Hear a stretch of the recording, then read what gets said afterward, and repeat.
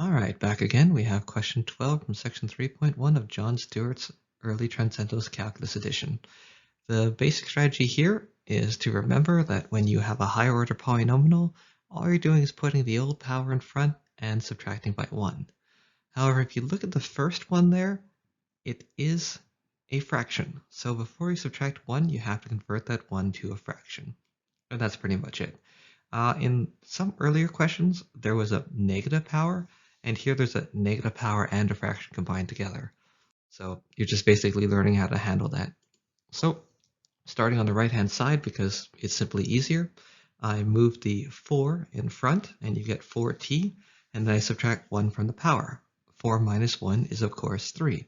So you end up with 4t cubed. That's it for the right-hand side. For the left-hand side, it's a polynomial with a fraction.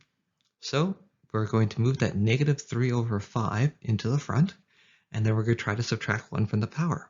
However, it's a little bit harder to subtract 1 from negative 3 over 5, so you have to convert it to a fraction first, and you want to pick the same base as the denominator of the fraction. So in this case, it's minus 5 over 5.